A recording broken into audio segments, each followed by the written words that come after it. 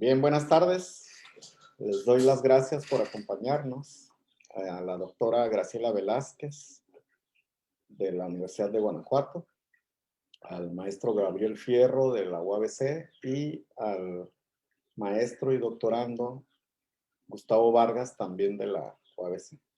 Bien, una cuestión que felizmente comparten es el de una formación transdisciplinaria, interdisciplinaria, multidisciplinaria, postdisciplinaria. Hay una serie de términos para englobar esto, que creo que enriquecen mucho las perspectivas que ustedes han aportado para sus temas de investigación. Eh, en este sentido, la transdisciplinariedad, ¿de qué forma puede integrarse dentro de los estudios y enfoques historiográficos? ¿Qué virtudes le encuentran? ¿Qué problemas puede generar? ¿Qué reticencias también causa dentro del espectro de las comunidades historiográficas? Empiezo por Gabriel. Sí, bueno, en mi caso, como mencionaba, de manera oficial, vamos a llamarlo así, hice la licenciatura en filosofía en la Universidad Intercontinental, donde es licenciatura en filosofía, pero tiene un enfoque en crítica de la cultura, le llaman ellos. Y eso pues ya trae una manera de diálogo con otros saberes, con otras culturas que a mí me enriqueció, pero también de manera extraoficial he realizado algunos estudios en teología, exégesis de libros principalmente bíblicos, pero algunos también de la antigüedad grecolatina.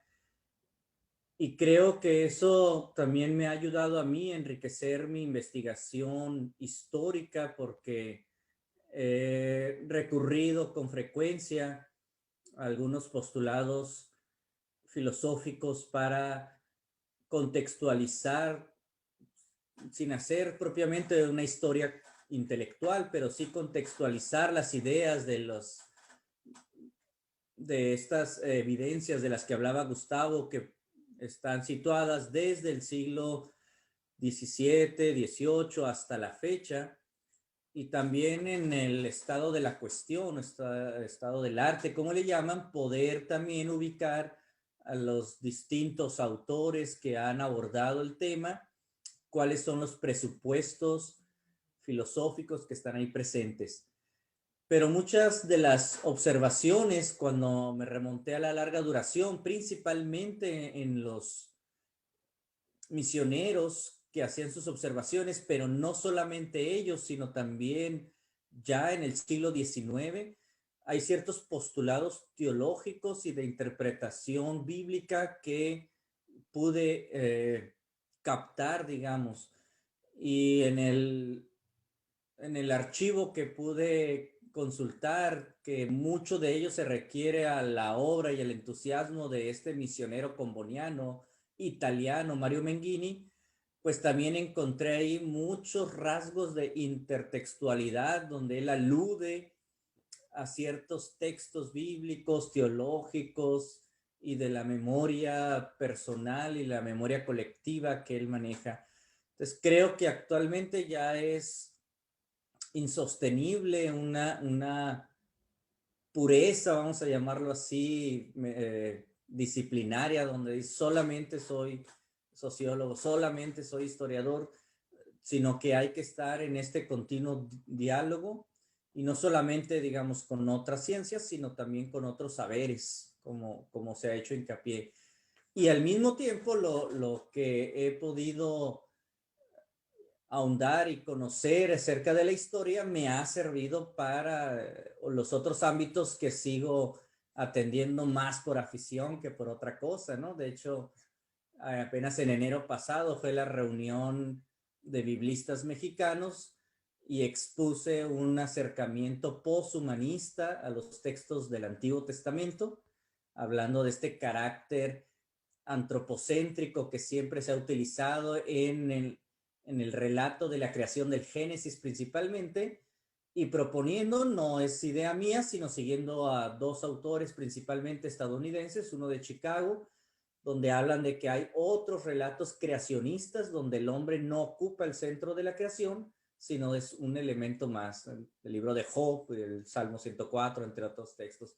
Entonces creo que esta interdisciplinaridad o transdisciplinaridad es algo que finalmente a mí como investigador no solamente me enriquece, sino me apasiona y me gusta combinar estos saberes y poderlo compartir también con quienes estén interesados en estos diálogos.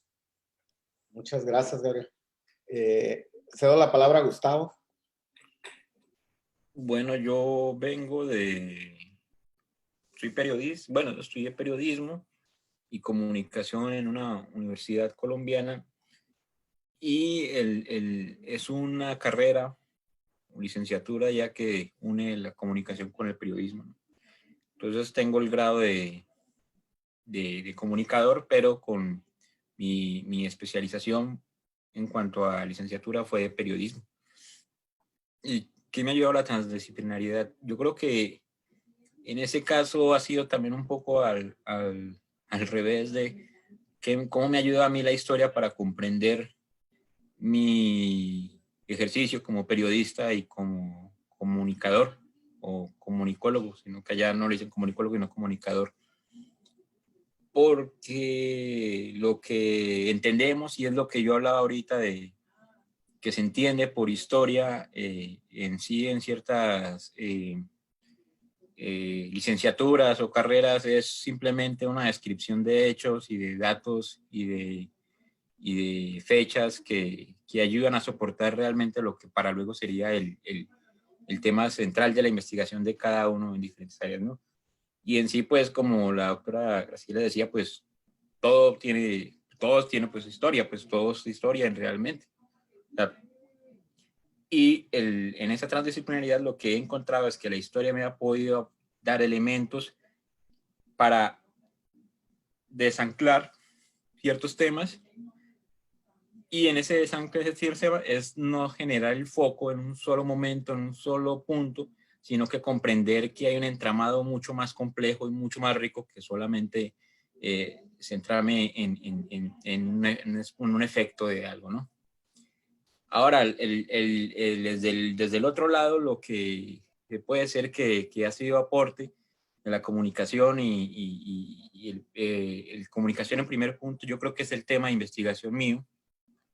Yo entré a historia siendo un inocente o no sé si inocente sobre qué me iban a decir sobre un tema mío de investigación, donde el tema era unas plataformas virtuales como los blogs, porque los blogs han sido, o por lo menos mi acercamiento a los estudios de lo digital, pues los he hecho desde la licenciatura. Yo tengo una tesis de licenciatura que está centrada en lo mismo, pero que con la idea mía era hacer una historia de los blogs en América Latina.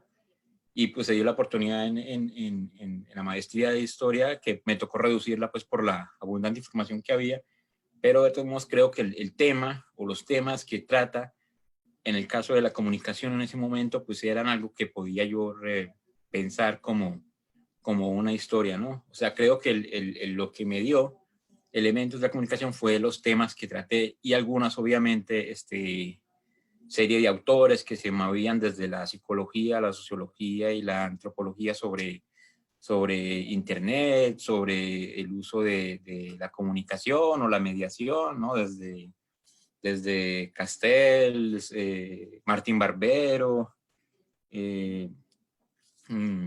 no sé, hasta Eliseo Verón o Omar Rincón en Colombia, ¿no? Que son una serie de cómo las mediaciones ayudan también a trabajar la relación que tenemos nosotros con las tecnologías de comunicación y cómo pues el mensaje entra a juego, ¿no? Entonces la carga del bagaje que tenía en ese momento de autores y de autoras, al entrar en choque con la historia o al argumentarse con la historia, me permite verlos en temporalidades, en contextos, en momentos, ¿no? Ver cómo, por ejemplo, es el uso de la idea global de Marshall McLuhan, la galaxia Gutenberg, la galaxia Internet de Castells, ¿no?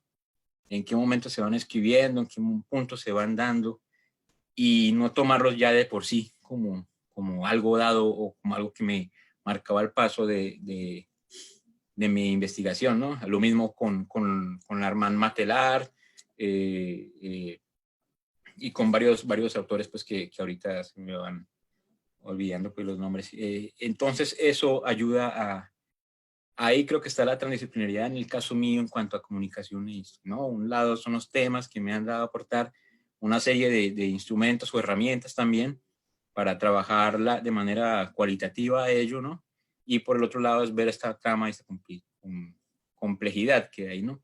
Lo mismo con la historia, con el periodismo, perdón. El periodismo me ha dado a mí también herramientas para poder trabajar. O sea, el periodismo y la historia tienen algunas herramientas que son similares, que pueden aportar una a otra, y realmente creo yo que el historiador o la historiadora sería un muy buen elemento en trabajos periodísticos, ¿no? En investigaciones periodísticas fuertes, las que se llaman las de, como hay la larga duración en la historia, pues el de largo aliento en periodismo, ¿no? Que son investigaciones serias y que cruzan información, ¿no? En medios de información o en medios independientes. Creo que un historiador sería un elemento muy importante y habría un lugar de trabajo para un historiador muy interesante. Pero lo que me dio el periodismo a mí es la posibilidad de conocer un poco, ya tener la experiencia con hacer entrevistas, de hacer trabajo en el campo, en el caso pues para mi investigación específicamente con desde la historia, y las posibilidades pues de escribir también a rápida presión, ¿no? Por las cuestiones de la tesis, y sobre todo pensar en una cuestión que es importante dentro del periodismo, que es el acontecimiento visto desde la contingencia, ¿no? La contingencia en historia creo que también es muy importante verla desde diferentes visiones, ¿no? El momento que tenemos un problema con un archivo, unos documentos que no nos llegan y que nos toca ver cómo hacerle para poder, pero también en enfrentarle el momentos dentro de la narrativa y de la historia que hay momentos o cruces que no se dan por X o Y razón. Entonces creo que el saber eso, pero dentro de la historia se puede complejizar, se puede analizar mejor, se puede darle una idea de temporalidad y de espacio que en periodismo, en comunicación pueden desvanecerse un poco por tanto la inmediatez de un trabajo como también por el acercamiento del foco en un solo punto del otro, ¿no? Creo que ahí está el enriquecimiento y pues ayuda mucho pues a plantear trabajos mucho más complejos, estas transversalización de las áreas. Ahora, aprovecho la ocasión por tu formación de periodista. Una de las principales críticas, Gustavo, que se ha hecho contra la gente que propone historiar el tiempo presente, es justo que no existiría una división tajante con los periodistas o con el periodismo de investigación. ¿Cuál es tu opinión al respecto? ¿Es plausible hacer esa distinción? ¿Es tan clara? Sobre todo recupero lo que escribiera en la década de 1950 Fernand Braudel en Historia y Ciencias Sociales, donde él planteaba que esas acusaciones que se hacían desde la sociología, los historiadores, acerca de que lo que ellos hacían era periodismo, pues para él no tenían mayor significado. Decía, si quieren hacemos periodismo, prácticamente no veía el gran problema, salvo por las periodicidades que cubrían, pero eso se desdibuja al parecer con la llamada historia del tiempo presente. ¿Es tan marcado, tan determinante distinguir uno de otro? Pues en mi caso, o por lo que veo, pues no creo que no sea tan marcado y determinante hacerlo. O sea, realmente, aunque se conoce, o sea, obviamente el periodismo y la historia tienen sus puntos de vista o sus métodos muy diferentes, muy centrados en lo que hacen realmente. Y pensar esas críticas como se están pensando, o las críticas que se le hacen de que un historiador está haciendo, o el historiador está haciendo periodismo, pues no me parece, porque realmente el periodismo también tiene cierta complejidad y cierta forma de hacerse, que entran en otras dinámicas y en otros puntos de influencia, ¿no? Un ejemplo es el estar atentos dentro de una agenda pública, por ejemplo, ¿no? Estar atentos dentro de un proyecto de agenda pública de temas que están dentro de la opinión pública, ¿no? Y que se manejan como elementos recientes porque se están dando una serie de prospectos y políticas y de organizaciones y de proyectos alrededor de ello, ¿no? Y que entran a hacer una especie de apertura a temas que luego se pueden matizar y se pueden analizar con mayor profundidad en algún momento, ¿no? No quiere decir que no se analice o que no se haga trabajos de profundidad de periodismo. No, hay grandes reportajes y una forma de ver la crónica diferente como se ve en la historia, ¿no? Pero son unos acercamientos que lo que hacen es saber describir los hechos, tratar de argumentar, poner una posición ya ni siquiera objetiva, porque eso ya se rebasó, sino subjetiva del periodista, que sea verificable también lo que se está haciendo, pero que realmente le dé las herramientas más importantes al lector o la lectora de lo que está pasando, ¿no? Ya el trabajo de investigación de un historiador creo que entra en otras dinámicas, que es plantear una cuestión mucho más incluso ontológica con el tiempo y el espacio, y de cómo se van ampliando estas ramas o se van ampliando o se van extendiendo hacia otras áreas o contextos, ¿no? El periodismo, o sea, entonces por eso yo creo que en cuanto a historia del tiempo presente, entre el periodismo y la historia, pues van a seguirlo tal vez diciendo, ¿no? Pero hay que entender que en la historia del tiempo presente, lo que se plantea no es que estamos estudiando un presente en sí, sino, o que estamos estudiando un periodo que es el presente, sino que el presente entra en un orden como el tiempo y que ante las situaciones o las características que hay en estos momentos, va a ser o es importante también plantearlo como una visión de lo que globalmente puede ser, o en un tramo más largo puede ser una historia de ciertos temas, ¿no? En cuestiones de lo que Artaud llamó el presentismo, ¿no? O sea, el presente no es un periodo, sino que se va moviendo y nos ayuda a analizar nuestra coetaneidad, nos ayuda a analizar nuestra presencia ante lo que puede ser, ante lo que ha sido o se plantea como pasado en el tiempo, ¿no? Entonces, ¿no? Ahora bien, el periodismo ahorita está muy ligada con las agendas públicas, como digo, a la memoria. Creo yo que está más hacia ese lado, hacia el uso incluso sociológico de la memoria, hacia esos puntos donde la memoria entra a jugar una reflexión importante dentro de los momentos de conflicto. La historia del tiempo presente puede hacerlo desde los momentos de trauma con lo que ha pasado en Argentina, en Colombia, pero el periodismo le está apostando a eso. Ejemplo es el uso, incluso a veces que se hace indiscriminado del término, para poder trabajar ciertos temas de, por ejemplo, en mi país, de conflicto armado colombiano, donde la memoria entra a ser un elemento importante para que el periodista vaya y realice su investigación y se haga una red de trabajo sobre ciertos temas. Lo que yo creo que sí y se puede hacer y se puede trabajar es ver ciertas ideas del periodismo, de trabajar en red y más conjunta sobre temas de una manera mucho más independiente en algún momento. Otro ejemplo que traigo es una agencia que se llama Baudot, que hace trabajos de periodismo, junta a la parte visual, ¿no? Junta a la parte de fotográfica, el reportero gráfico, y se van a hacer trabajos a lugares o espacios donde realmente no se puede trabajar o no se puede hacer un periodismo mucho más rápido, ¿no? Espacios y que tienen que ver con temas mucho más ambientales, ¿no?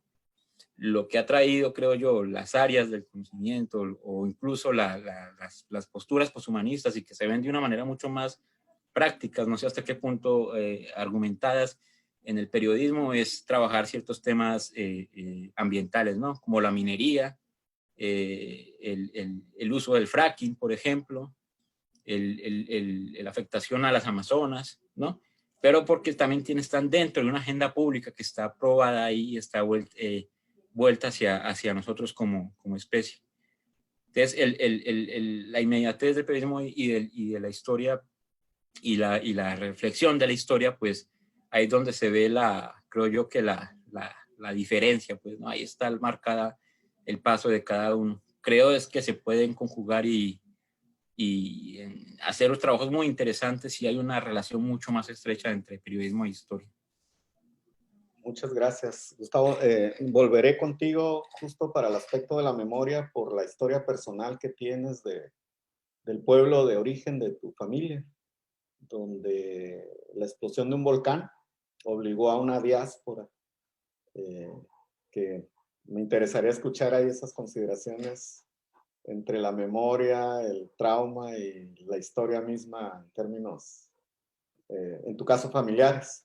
Pero antes paso con Graciela para pedirle su opinión. En el caso de Graciela, a diferencia de Gabriel y Gustavo, ella estudió historia, se formó como historiadora y de ahí fue a hacer posgrados en el área de la filosofía sin abandonar la historia. Entonces creo que la experiencia que ella tiene es bastante enriquecedora porque tuvo que enfrentarse en otras canchas desde la historia con una disciplina a veces tan avasallante y también tan arrogante como podría ser la filosofía.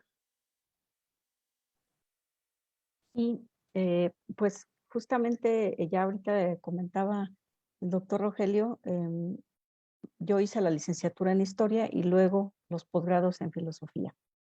Y básicamente me llamó la atención, digamos, la filosofía, pero porque yo la quería relacionar con la historia, ¿no?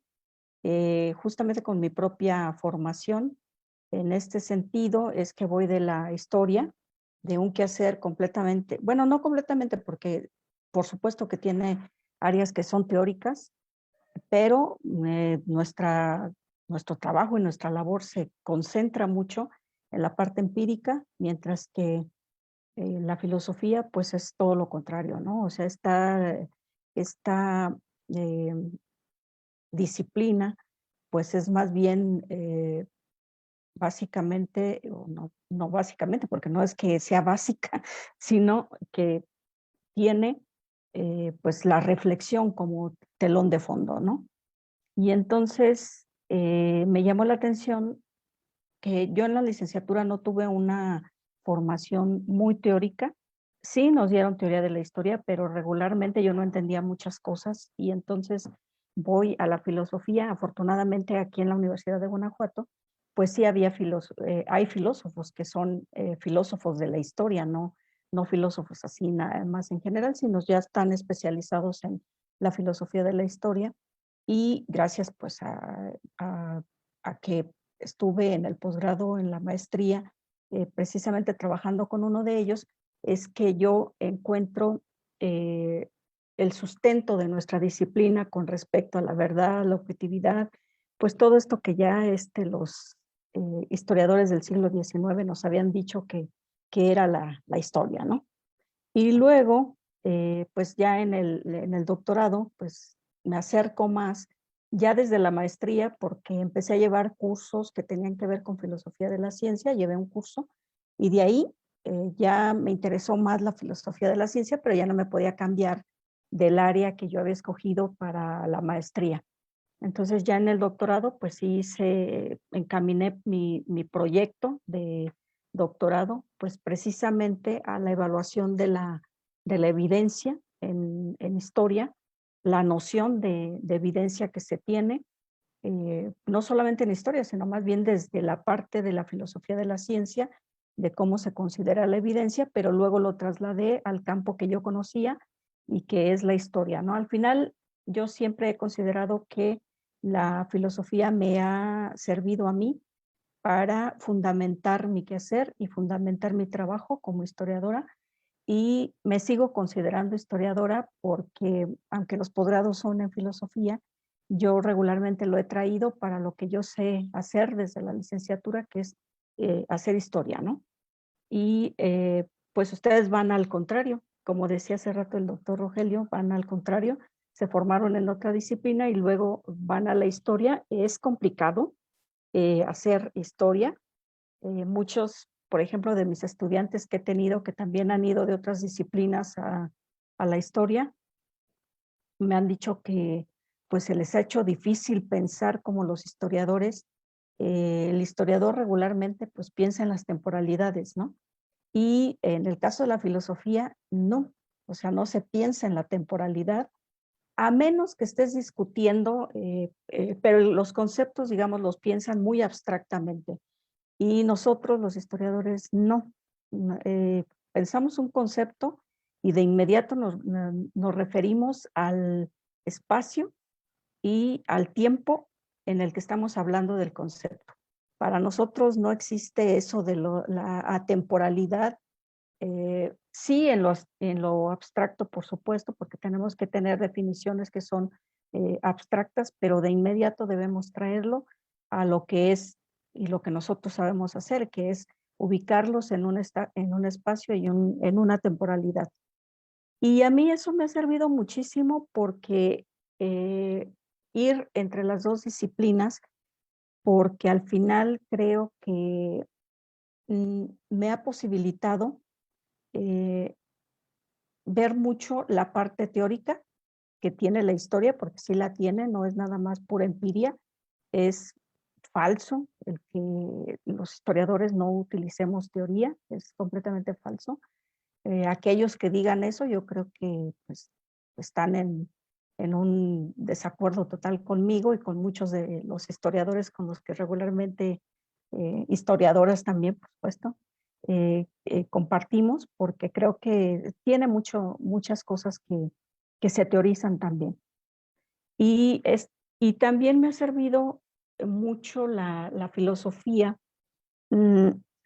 para cuestionar mucho mis fuentes, para cuestionar mucho lo que es mi propio quehacer como historiadora. Hay veces que, por ejemplo, hace poquito estaba haciendo un trabajo sobre unas fiebres que se presentaron en la ciudad de Guanajuato en 1813, 1814. Y entonces la historiografía nacional dice que fueron, pues prácticamente dice que fue viruela, ¿no? E incluso algunas fuentes que yo consulté del siglo XIX, pero ya muy adelante del siglo XIX, también decían que había sido una epidemia de viruela. El problema es que las fuentes del siglo XIX también, pero de 1813, ellos no la nombran como una epidemia de viruela, sino una epidemia de fiebres, así, tal cual, fiebres y ya. Y entonces uno cuestiona la historiografía nacional, por supuesto, ¿no? Porque entonces, ¿qué pasa con lo local? O sea, si nosotros nos dejamos llevar por una interpretación historiográfica nacional, pues pensaríamos que sí, que efectivamente fue una epidemia que se presentó en México y que fue una epidemia de viruela. Pero si ya nos ceñimos a las fuentes que hay, las fuentes locales, entonces no tendríamos por qué ceñirnos a una interpretación nacional y más bien a una interpretación local de nuestras propias fuentes, ¿no? Y allí no tenemos mucho que decir los historiadores. ¿Por qué? Porque ellos así le denominaron en el momento y nosotros tenemos que respetar lo que ellos nos están diciendo en el documento, ¿no? Así sea que hayan estado equivocados y que como médicos del siglo XIX, principios del XIX, no hayan sabido qué tipo de epidemia era, tampoco nosotros lo podemos saber porque ellos no le dieron un nombre, porque no supieron en el momento tampoco qué era. Y creo que todo eso me hace cuestionar, como les decía, las propias fuentes, la propia historiografía a nivel nacional, a nivel local, pero también mi propio trabajo, ¿no? De cómo yo voy a hacer un trabajo derivado de todo lo que yo estoy revisando a nivel nacional, en una historiografía de las epidemias, construida incluso prácticamente desde el centro del país, y luego cómo lo local, como lo han hecho muchos historiadores e historiadoras últimamente, nos abre muchas puertas para la discusión de una historiografía, no quiero decir que local porque sonaría a que estamos como que haciendo pequeñas parcelitas, pero sí creo que nos obliga a convivir y a respetar mucho el trabajo que se hace desde las regiones, ¿no? Entonces, en ese sentido, yo creo que me ha proporcionado los dos quehaceres, tanto la la historia como la filosofía me han proporcionado distintas habilidades incluso para poder organizar y pues dar a conocer mi trabajo, ¿no? Muchas gracias, gracias. Bien, una cuestión que está en el tintero desde el inicio de la conversación y que prácticamente atraviesa todo horizonte historiográfico en los últimos 30 años, me atrevo a decir, es el asunto de la memoria, de lo memorable, el momento memorable, el momento memorial, ha llamado, escrito François Dos, acompañando o atravesando el presentismo, como ha referido François Artaud, donde el presente es lo único que importa. Y diría una canción de Julieta Venegas, sí, el futuro y el pasado han quedado para mejor oportunidad. Pero en el caso de las memorias, y justo con esta opacidad que referías, Graciela, que presentan los documentos, las evidencias, las fuentes, donde ya no es posible, hay unas limitaciones y no es posible ir más allá, justo más allá de lo que la evidencia y la fuente misma representa. Justo las memorias han sido vistas como algo más, de una manera más esencial, donde prácticamente las memorias han ido desplazando a las historias en las formas de registrar, de relacionarnos, de vincularnos con los pasados. Pero también esto ha sido problematizado en los últimos 15, 10 años, porque se ha intentado aplicar, sobre todo para cuestiones traumáticas, se ha intentado aplicar métodos diseñados durante 2 siglos por historiadores e historiadoras a asuntos propiamente de la memoria como un registro psíquico, diría Jacques Le Goff, pero en donde siempre la memoria pues tiene sus propias temporalidades, es caprichosa, es subjetiva, es transitoria también como la historia, y no tiene por qué ajustarse y someterse a criterios estrictamente cronológicos, como pasaría con el ordenamiento que hacemos de hechos y sucesos históricos e historiográficos. En ese sentido, ¿cuál es la relación que ustedes perciben entre historia y memoria desde nuestro contexto?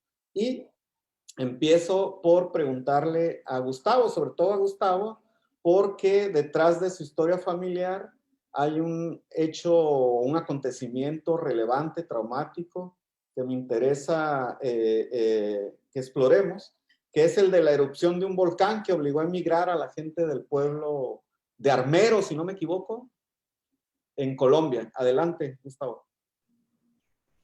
Bueno, sí, el acontecimiento fue en el 1985 y lo que ocurrió fue, sí, la erupción de un volcán, el Nevado del Ruiz, que está incluso más cerca a una ciudad que se llama Manizales que a Armero.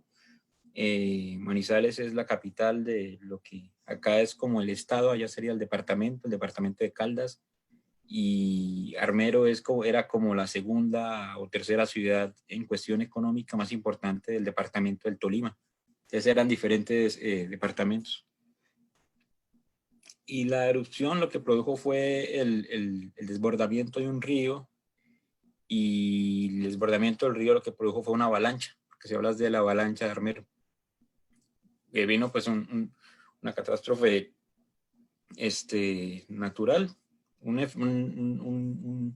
efecto natural de diversas cuestiones geológicas y antropocénicas, ya por decir, que lo que de ello resultó pues fue el cubrimiento total de la ciudad, una ciudad no pasaban pues de más de 40,000, 50,000 habitantes, o menos, creo que eran menos habitantes, y con ello fue como el deterioro y literalmente cubrir toda la ciudad pues de lodo y fango, ¿no? De ello hubo entre muertos y desaparecidos, hubo 25,000 personas, y lo curioso pues del evento es que lo que quedó intacto fue el cementerio de la ciudad. Entonces, a partir de lo que pasó de Armero, que fue una catástrofe, incluso salió en una película hollywoodense de Pierce Brosnan, Dante's Peak, creo que se llama, que empieza la película con este evento.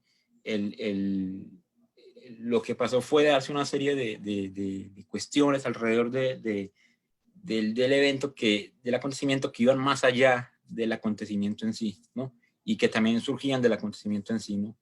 Por ejemplo, primero fue la falta de comunicación o de interacción entre los gobiernos para poder cubrir o poder prevenir un problema como estos, que ya se venía hablando desde hace mucho rato. O sea, ya se sabía que iba a ser erupción el volcán, habían geólogos incluso en ese momento investigando el volcán, y y como una especie a partir de que Armero era una ciudad económicamente fuerte, la falta pues de interacción para poder evacuar a las personas.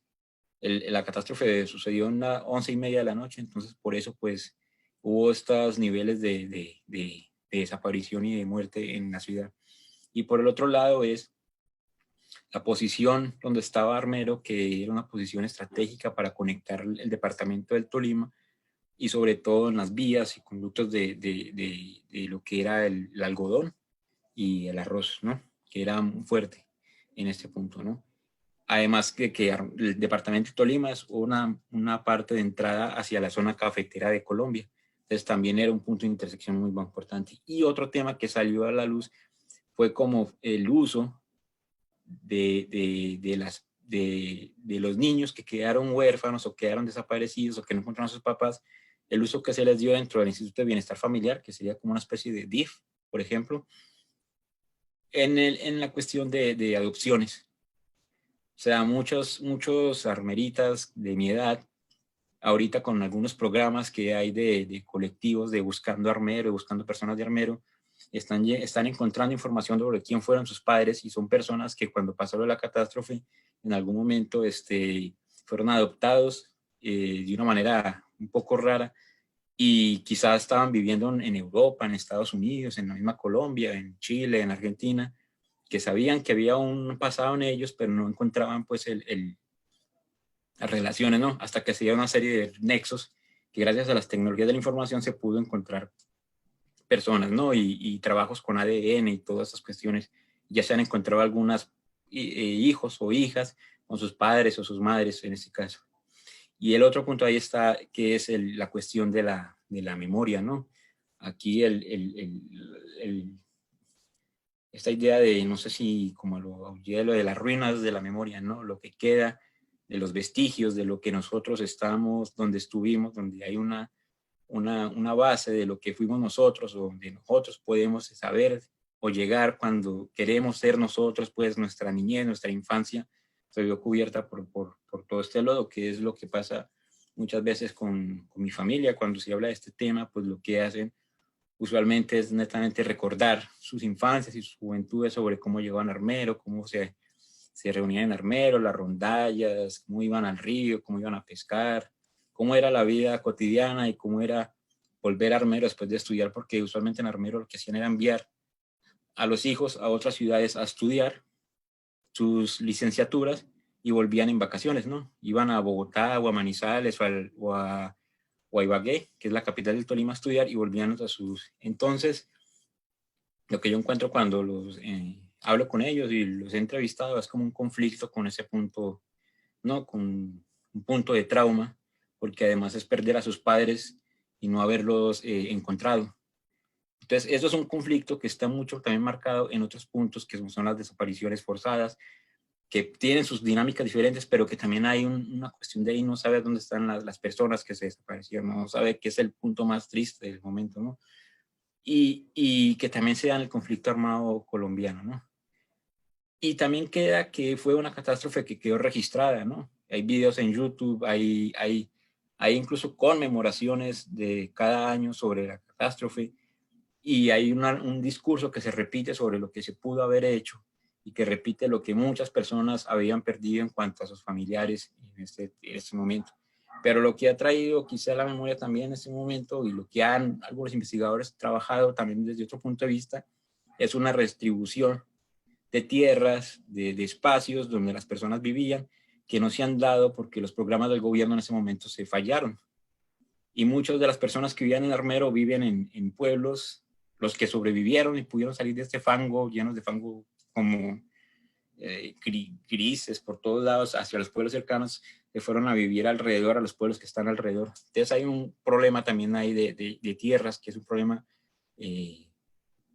cruel o un problema difícil porque se la están tomando otros espacios, otros intereses, y realmente pues se supone que el espacio de Armero es un espacio de conmemoración, es un monumento, casi un lugar de memoria impresionantemente grande, pues.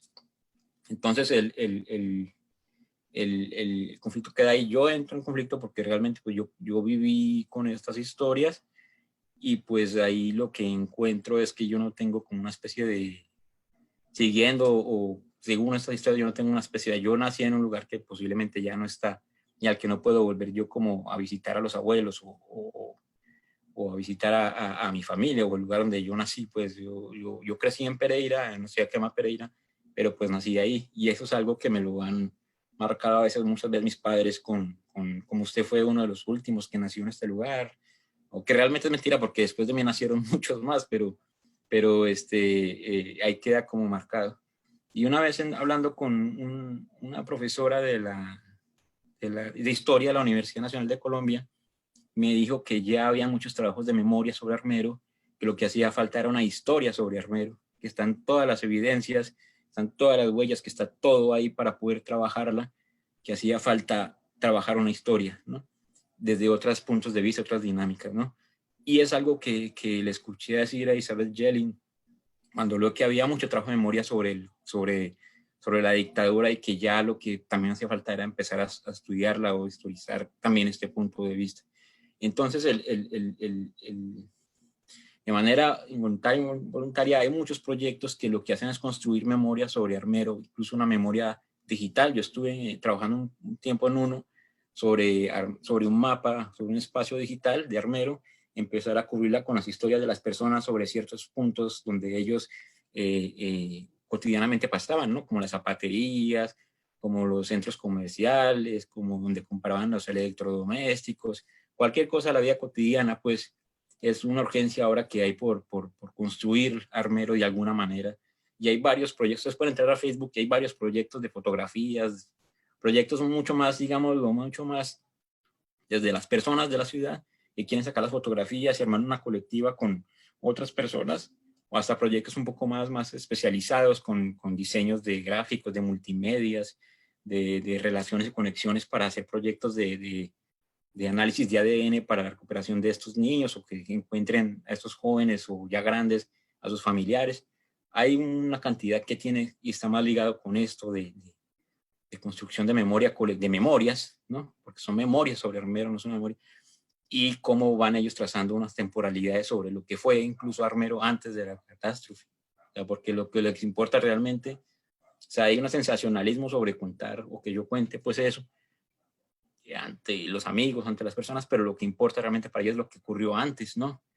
Y cómo hubiera, y sostener ese punto, ¿no? De lo que ellos hacían, cómo se cruzaban con otras familias, para no para pasar como por encima de la catástrofe y tener todavía su Armero o su espacio de vida cotidiana.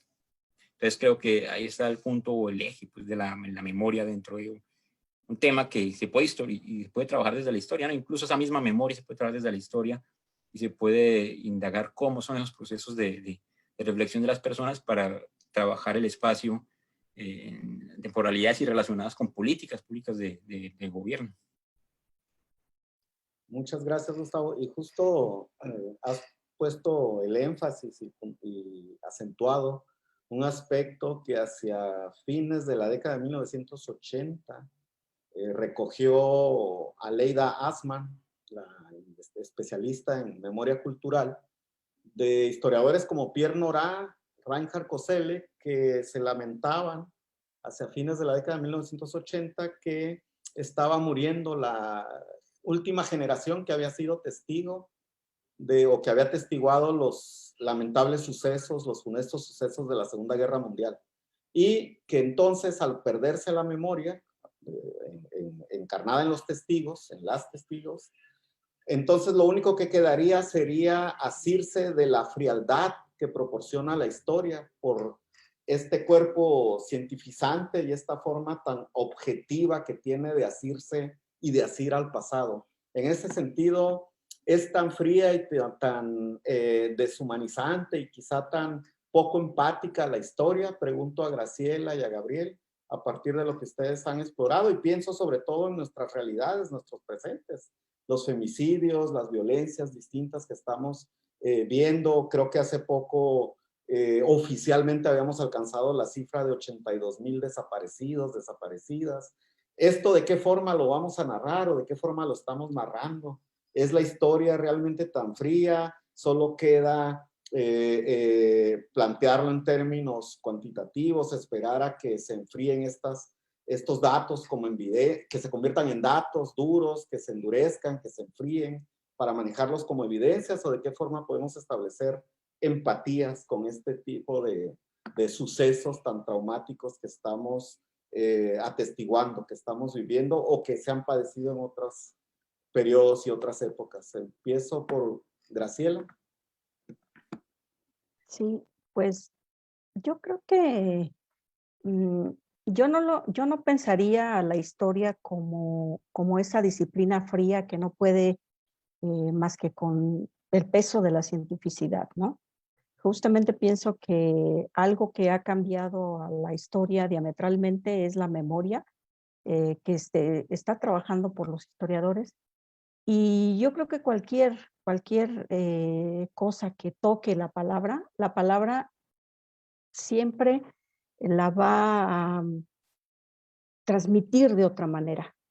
Yo no creo que alcancen palabras para describir, incluso cuando los mismos, cuando las mismas personas que vivieron estos acontecimientos lo vuelven a contar, lo cuentan de una manera pues ya completamente diferente, ya tiene un filtro diferente, ¿no? Es diferente verlo en el momento que verlo 2 años después y verlo 10 años después, ¿no? Yo no creo que haya palabras que puedan ni siquiera llegar, que es parte de lo que dice Agamben, ¿no? Agamben dice que no hay, tú no puedes transmitir la experiencia a otro. Y en tanto que no puedes transmitir una experiencia, ni siquiera tu propia experiencia la puedes transmitir, ¿no? Entonces, si tú la cuentas a otra persona, no es porque se la estés transmitiendo, le estás contando lo que tú padeciste, sufriste, lo que te dolió en el momento, ¿no? O que te hizo reír, qué sé yo. Y no creo que los historiadores y nadie tengamos la capacidad para volver un pasado y volver a una experiencia o poder reconstruirla. Creo que tampoco esa es la pretensión que tienen los historiadores. Yo creo que los historiadores, así hablando en general, pues la pretensión sí es la investigación de los hechos del pasado, pero así sean experiencias o lo que nosotros estemos trabajando, pero no creo que la pretensión sea reconstruir 100 al 100 lo que otro individuo haya padecido, ¿no? O haya vivido, porque no es posible. Y como decía hace rato, yo creo que la cuestión de la memoria sí viene a marcar más que la digitalización de lo que estábamos hablando hace rato. A mí me parece que la cuestión de la memoria sí cambia radicalmente el quehacer de los historiadores, porque no puedes tú de ninguna manera seguir pensando en la lógica binaria tradicional de verdadero y falso y decirle al otro, es que lo que tú me estás contando es mentira, ¿no? Porque yo creo que tal o cual otra cosa sucedió, porque mis fuentes me dicen este otro asunto. Creo que la memoria va mucho más allá de una organización lógica hasta la que nosotros habíamos conocido, digamos, la primera mitad del siglo XX. Después de la segunda mitad del siglo XX, yo creo que los historiadores están ahora mucho más acostumbrados a un trabajo que tiene que ver más con esta cuestión de la memoria y con una vivencia y una experiencia que tiene que ser contada, pero también que tiene que ser respetada. Entonces, en ese sentido, me parece que sí ha cambiado mucho la forma, hace rato decía Gabriel, la epistemología con la que nosotros ahora trabajamos los historiadores. Es muy diferente, ahí sí, es diferente la forma en que se trabaja el historiador comparado con los del siglo XIX que seguían pensando en estas lógicas binarias de verdadero y falso, y de que pues todo lo que no fuera contrastable, mejor ni podías decirlo, ¿no? Ahora la contrastación tiene otra dimensión y otra forma de pensarla, ¿no? Me parece que en ese sentido el historiador no es que sea frío, el sociólogo no creo que sea frío, el antropólogo, simple y sencillamente yo creo que la misma palabra, el mismo lenguaje, pues, no nos alcanza para describir o para contar incluso lo que se ha vivido. Ahí yo creo que es básicamente una cuestión de vacíos, pero vacíos que tienen que ver con la epistemología que nosotros pues tenemos, pero también con la imposibilidad de la palabra, ¿no? Sí, que sería lo que se ha planteado justo en los últimos años, los límites de la representación o de las representaciones. Aquello que el lenguaje no alcanza a cubrir, pero que se ha buscado a través de los sentidos, de las sensibilidades. Pienso en Ankersmith, por ejemplo, la experiencia histórica sublime.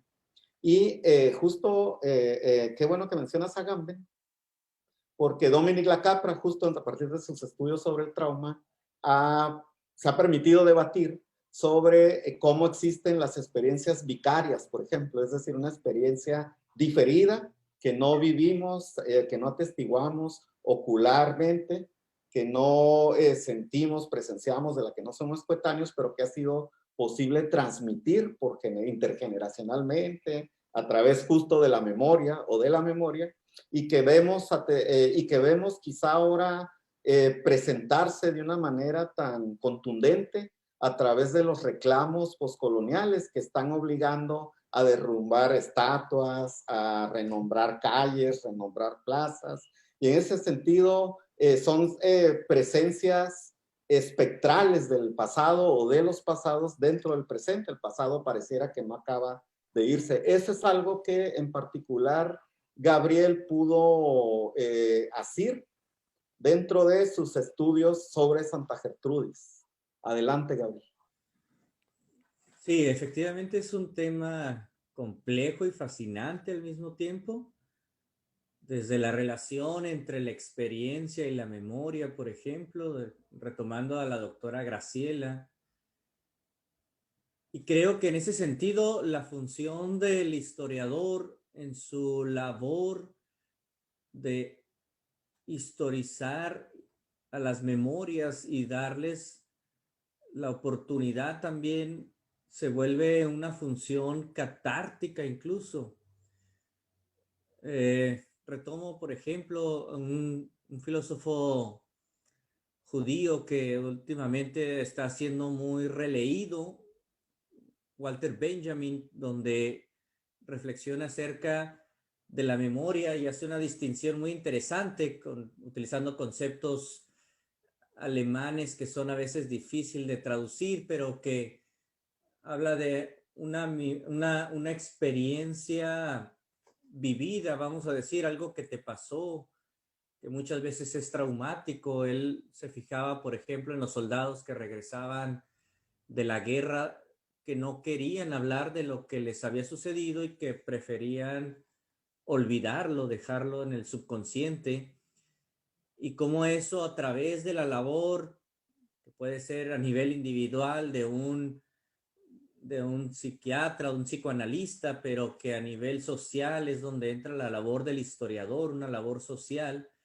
se puede convertir en lo que sería una experiencia asimilada, donde la has contado, donde la has verbalizado, donde la has expresado a través de diferentes maneras, y que entonces puede empezar ya un proceso de sanación, ¿no? Es cuando vino también la doctora Yelin aquí a la universidad, a UABC, ella hablaba también del silencio de la memoria, que no es lo mismo que el olvido, ¿no? El olvido a veces es inconsciente, el trauma te hace olvidar eso que te daña, que te causa todavía sufrimiento o dolor.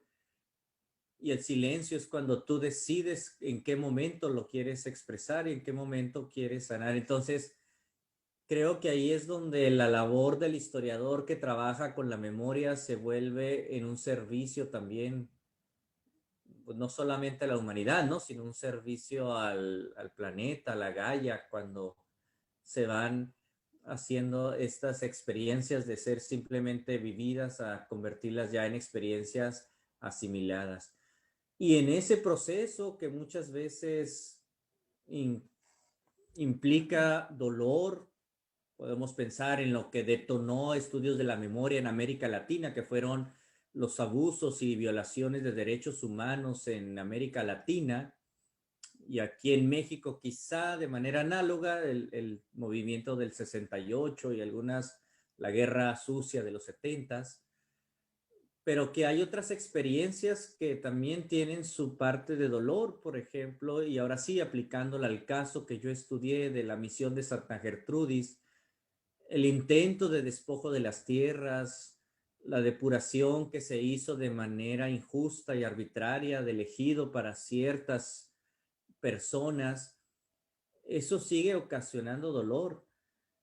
Y ahí es donde se vuelve complejo porque, pues, la postura de la historia, vamos a llamarlo más de corte positivista, habla de que tienes que tener cierta distancia con tus fuentes, sean escritas, sean orales, ¿no?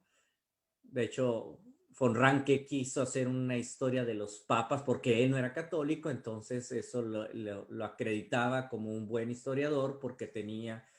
Y lo mismo se puede decir de Max Weber, que decía acerca del sociólogo, ¿no? Tiene que tener cierta distancia, pero a veces con estos procesos de historizar la memoria, sí, con cierto valor, yo diría catártico, pues es imposible que el historiador se mantenga apático, sino que necesariamente se crea una empatía con aquellos que han sufrido, que han sido despojados, o en el caso de Gustavo, con aquellos que han tenido esta trauma de haber perdido la casa, la ciudad, porque finalmente son duelos, son pérdidas. Y en el caso de Santa Gertrudis, el mismo hecho de dejar ya su espacio, su misión, tener que verse forzados por trabajo, tener que emigrar a otras ciudades, pues también implicó un duelo y eso implica a uno. Y eso llevándolo a ámbitos mucho más trágicos, dramáticos. Yo recuerdo historiadores como Enzo Traverso que decía que hay ciertas injusticias y ciertas hasta genocidios, como en el caso de Auschwitz, del que hablaba Dominic Lacapra, donde el historiador no puede permanecer impávido.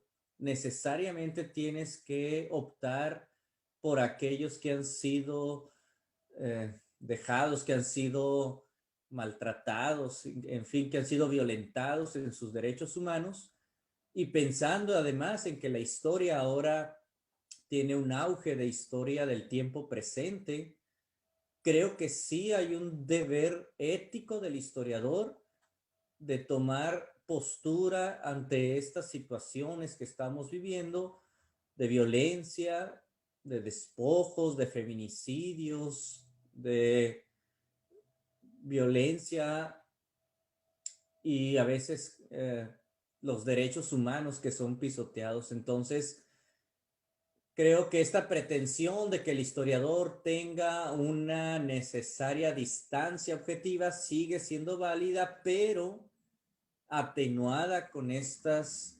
empatías y a veces en ocasiones cuando la situación lo demanda, con posturas claras a favor de estas personas o incluso ampliándolo a estos seres vivos que necesitan de un pronunciamiento por parte, ya sea a nivel individual como historiador o incluso a nivel colectivo del gremio o de la academia de historiadores. Ese sería mi punto de vista al respecto. Gracias, Gabriel. Un punto para, antes de concluir, que es desde nuestras realidades, experiencias, ¿qué perspectivas tenemos o podemos esperar de la historiografía, de la disciplina histórica en nuestras regiones, en nuestro país? Y si ustedes lo desean, también a mayores escalas. Empezamos con Gustavo.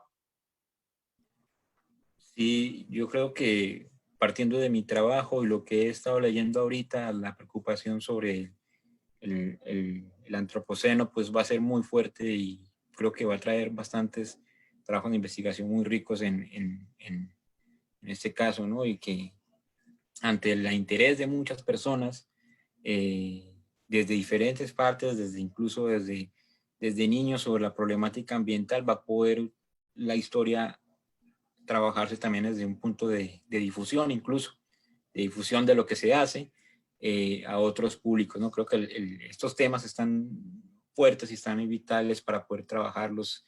Y en el caso del tiempo presente puede ayudarse incluso, como decía la doctora Graciela, con el trabajo de la memoria, como son, por ejemplo, pongo en casos, los casos trágicos y tristes, pero las muertes de los líderes sociales en Colombia, por ejemplo, y la relación que tiene que ver con ello de la presencia de las redes de narcotráfico entre México y Colombia, ¿no? En el caso de la muerte de líderes ambientales en el departamento del Cauca y su relación con la apropiación de algunos espacios por el cártel de Sinaloa, por el espacio que dejaron muchos grupos armados en Colombia a partir de los conflictos de paz, a partir de la firma de los tratados de paz y la desmovilización. Entonces, esos trabajos desde una postura pues, humana creo que podrían dar mucho que ofrecer, podrían ofrecer mucho trabajo sobre la contaminación por parte de las empresas de tecnologías, por ejemplo, y el trabajo sobre la preocupación del cambio, que es importante en este momento, el cambio que se da en el paradigma sobre el progreso que hay sentado en la modernidad, ¿no? Que lo trata mucho Bruno Latour desde su punto de corte antropológico, pero que hay un cambio ahí en cuanto a la importancia que están las personas dentro del sistema capitalista de trabajar para ese progreso, de interés de ese progreso, y ahora la exclusión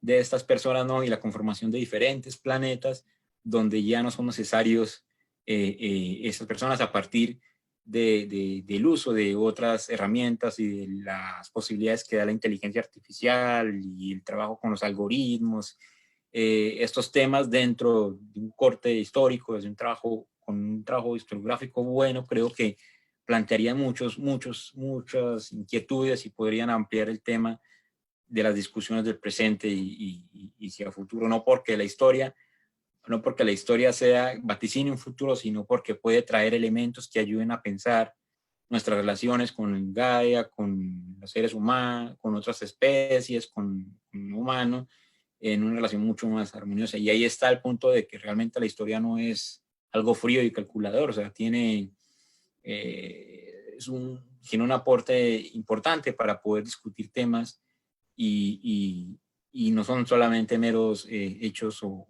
números, o sea, y no tiene que ser que trabajen tiempo presente, o sea, puede ser larga duración, puede ser de otros momentos, pero ayudan a enriquecer el tema que se da, o sea, que se da en estos momentos. O sea, no es que se tengan que estudiar desde lo corto, sino desde diferentes ángulos y miradas, ¿no? El trabajo con Ojos Imperiales, por ejemplo, de Pratt, o el trabajo que pueden estar realizando la colectiva Materia, que es de filosofía, pero que puede inmiscuirse con varios temas desde la historia. Muchas gracias, Gustavo. Cedo la palabra a Gabriel. Yo creo que hay una buena esperanza porque en estos tiempos también de pandemia y de presencia no física, sí alentó para que se ampliaran las redes de investigación y no quedarnos solamente en lo local o en lo regional, sino creo que sí hay un llamado y hay un interés por crear estas colectividades de investigación que puedan ampliar mucho más los horizontes historiográficos y enriquecernos. Cuando se habla, por ejemplo, en mi caso, hablando de mis temas, de las misiones de Baja California, pues ya no puedes quedarte solamente con eso. Hay que pensar en las misiones del Guaraná, del Amazonas, las de China incluso, donde llegaron también Mateo Ricci, los jesuitas, en fin, como ya cuestiones mucho más globales. Y lo que hablaba Gustavo hace rato también, lo de la larga duración. Las temporalidades tampoco pueden caer en un, como decían en el manifiesto por la historia, en un cortoplacismo, sino que es necesario ya ir pensando también en historias de más larga duración, de procesos mucho más complejos. Y creo que si algo ha facilitado la virtualidad de estas reuniones, conferencias, son el enriquecimiento que puede aportar la historia transnacional, la historia global y las historias de larga duración. Entonces, yo lo veo como grandes posibilidades que se abren y que creo que van a enriquecer mucho la investigación, la docencia también y la oportunidad que tenemos de acercarnos a otras maneras de hacer historia, a otras epistemologías que nos ayuden a hacer historia y también a tener estos diálogos no solamente interdisciplinarios, sino también con otros historiadores que trabajan temas similares o diferentes, pero que hay un enriquecimiento común. Eso creo que es de gran aliento y nos ayuda y nos, al menos a mí, me llena de mucho ánimo para seguir adelante. Gracias, Gabriel. Ahora cerramos con broche de oro con la doctora Graciela Velázquez, quien además su perspectiva puede tener muchos alcances a partir de su experiencia como directora de la Facultad de Historia o del Departamento de Historia de la Universidad de Guanajuato. Sí, yo, al igual que Gustavo y que Gabriel, y bueno, que incluso conozco también ahora sí que la opinión y la perspectiva que tiene el doctor Rogelio, yo también considero que todavía falta mucho por investigar, incluso lo que ya se da a veces por investigado, tiene que ser reevaluado y revisado, ¿no? Es muchas de las ocasiones la revisión nos permite encontrar muchas cosas que anteriormente no se habían encontrado. Y también creo que el hecho de, pues no sé, de que haya más fuentes disponibles, porque también eso ayuda bastante, el hecho de que se estén preocupando por clasificar, catalogar, incluso por dar a conocer fuentes históricas. Yo creo que eso también nos ayuda a los historiadores para seguir pues haciendo lo que nos han enseñado a hacer, ¿no? Que es historiar. Entonces, pues en ese sentido yo creo que hay todavía mucho que se puede recuperar. Ahorita yo veo muy inclinada digamos, la investigación hacia estudios que tienen que ver con el siglo XX y no tanto con los siglos anteriores. Yo creo que también tiene que ver con no solamente con los gustos de los historiadores, sino también con intereses que tenemos por conocer nuestro pasado tal vez inmediato y no tanto lo que sucedió en la época colonial, ¿no? Como le sucedió también, por ejemplo, a los historiadores franceses, que llegó un momento en el que prácticamente no se sabía nada de la Edad Media y todos eran investigadores de la Edad Media y se volvieron investigadores de la Edad Media, ¿no? Y después, poco a poco se fue inclinando hacia otros intereses y yo creo que en el caso de la historia de nuestro país, también es igual, está muy inclinada hacia el siglo XX. Quizás después buscamos respuestas, como hace rato decía Gustavo y Gabriel, en otros siglos que nos puedan ayudar a encontrar explicaciones que el presente no nos puede dar y que tenemos que encontrarlas en el pasado, ¿no? Por eso siempre pienso en que la historia hay que seguirla inquiriendo, hay que seguirle preguntando, porque en tanto nosotros le preguntemos a ese pasado, vamos a encontrar muchas explicaciones de nuestro presente. Si no le preguntamos nada a ese pasado, pues yo creo que el presente no significa mucho para nosotros, pero en cambio si le preguntamos y buscamos en el pasado puedo pensar desde el día de ayer o de hace 5 minutos, como dicen algunos filósofos, puede ser el pasado hace 5 minutos y de ahí para atrás, ¿no? No necesariamente como en anteriores ocasiones se comentaba que pasando los 50 años, ¿no? Y eso quién lo decide o cómo está el asunto. Pues no, más bien preguntándonos por ese pasado y trayéndolo a nuestro presente. Y también otras de las cosas que creo que nos hace falta a los historiadores quizá es lo que hace rato comentaba Gabriel de la parte de la reivindicación en donde pues tenemos que reivindicar a muchas personas y a muchos sujetos que fueron invisibles para la historia desde el siglo que se haya hecho la historia, desde Heródoto hasta nuestra fecha, y que la historia no los tocó, ¿no? Que la historia no habló de ellos. Entonces, yo creo que también tenemos deudas con ellos para volverlos a traer a nuestro presente, a hablar sobre ellos y en esa medida que se conozca lo que hicieron, ¿no? Que no fue, a lo mejor no ganaron una batalla, pero sí estuvieron en la vida cotidiana eh, realizando tareas que pueden ser tan o más importantes que ganar una batalla.